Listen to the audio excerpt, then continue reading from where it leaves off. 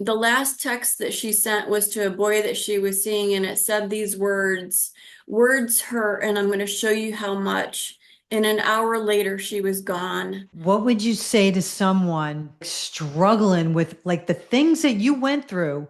Somebody's got to be relating. Yeah, I want to go back to this suicide thing. Because I think more people deal with this either with a family member or mental illness. It's such a real thing. And I remember asking my niece all the time, beautiful Alicia, she was part of the youth group. She was in church on Sundays. Alicia, how are you doing, sweetheart? How are you doing? And she would tell me, I'm great, Aunt Tanya. And she was telling me not what I desperately needed to hear, but what she thought I wanted to hear. And you don't help anybody by not telling people you're really struggling. And I didn't find out how much until I went to her up into her bedroom after the police came and took her away in the ambulance. And I laid down on her bed trying to process what this beautiful 18-year-old girl was going through as I lay on her bed the last night she would lay here. And I remember just looking through her room and I pulled out her drawer and her journal was in her drawer.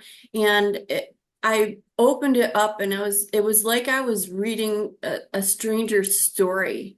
Like I didn't know what I was reading, like the pain and the trauma and issues with the boy and the last text that she sent was to a boy that she was seeing, and it said these words, words hurt, and I'm going to show you how much.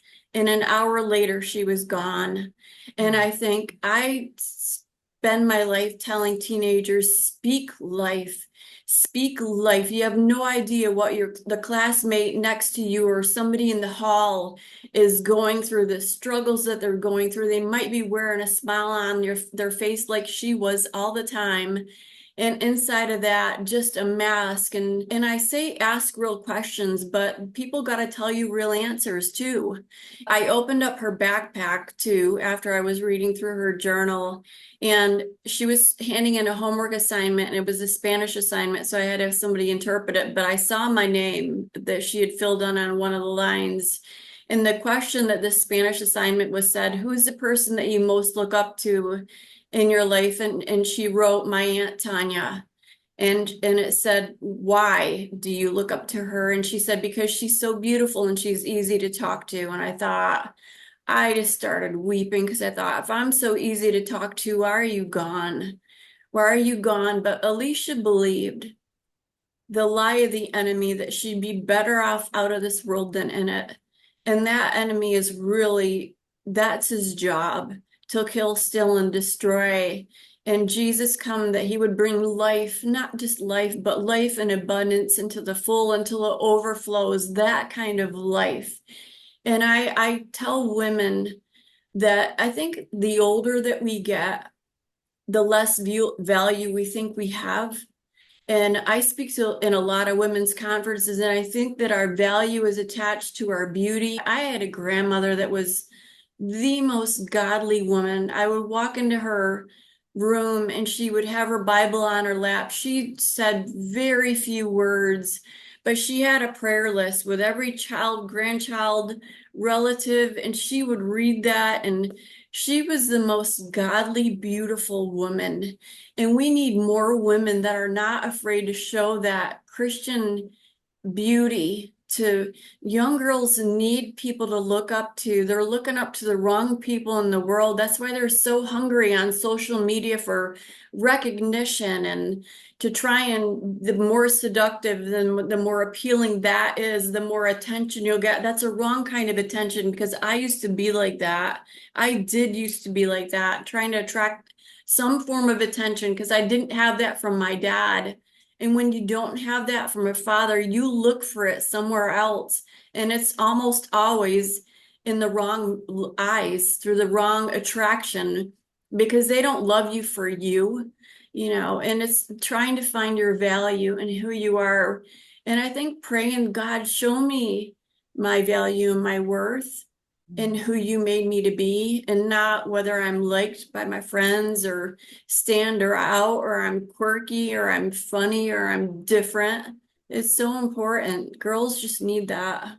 we can spend a lifetime looking for love. We are really seeking the love, like you said, but we're seeking the love of Christ.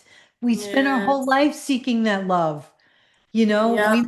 we may marry somebody that we love, but Yeah. ultimately we are seeking the love of Christ.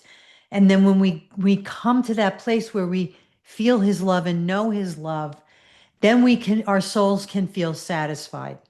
Absolutely. That God-shaped hole that only he can fill, like what you're saying, Nancy. I love it. Yeah. It'll always be there. And I think Yeah. that's why when I got married at 18, he was 8 years older than me.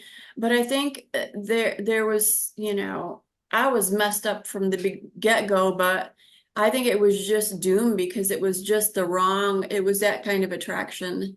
And it was a wrong, but we do you attract what you think you deserve. You Yeah, do. You attract what exactly. you think you deserve. And oftentimes Yeah. you'll find the wrong people because broken people attract other broken people. Yes. That's Yes. why it's so important to be whole, and to let God heal those things. Like I said, when I got to Florida, and if I say to anything to women, if you've gone through a divorce, there's no shame in that. I'm telling you, more churches shun that or misdiagnose you or make wrong assumptions without knowing your story. I cannot tell you how many churches I walk into after I come off the stage after sharing my story that be like, your story is my story, and I'm ashamed to tell it. I'm in Wow. this church and they know nothing about what I've gone through because I can't deal with another rejection.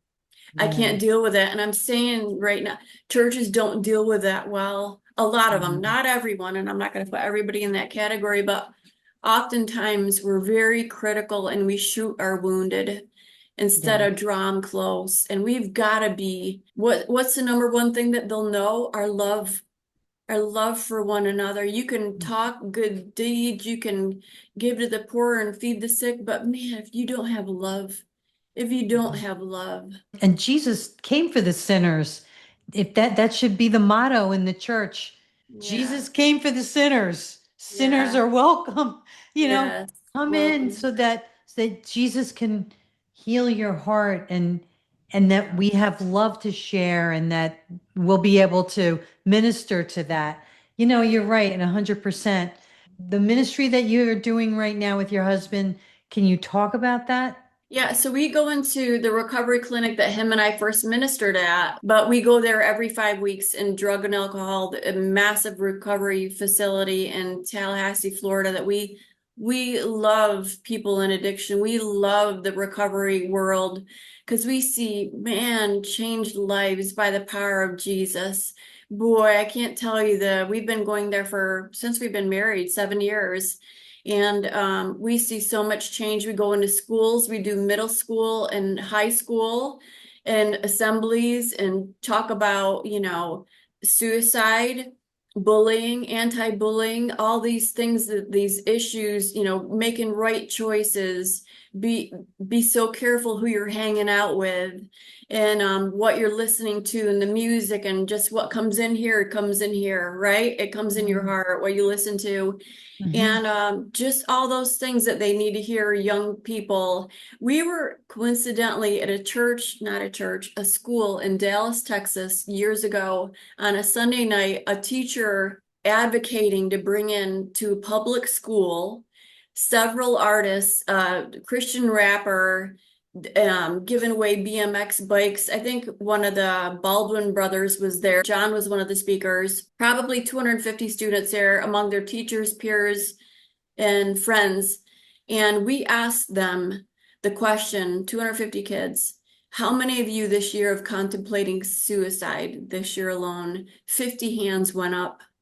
Oof. 50 hands. And I thought, my gosh, if they're doing this in front of their friends, admitting to this, how many aren't?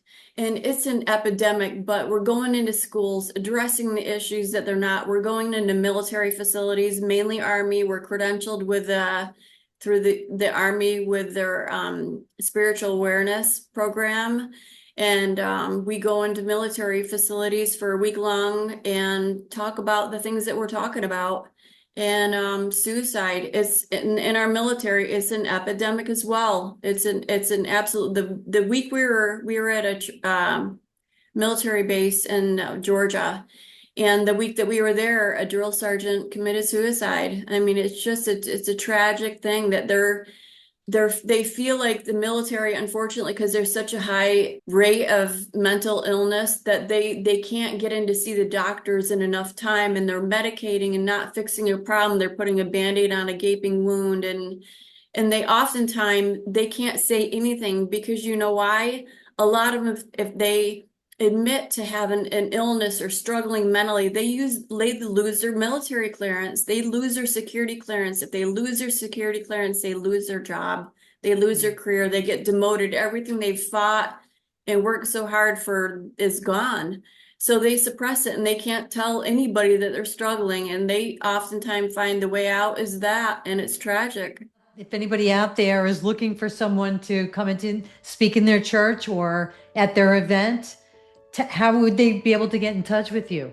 Which is ireachusa.com, which is the letter I, reachusa.com. The Suicide and Crisis Lifeline, call or text 988.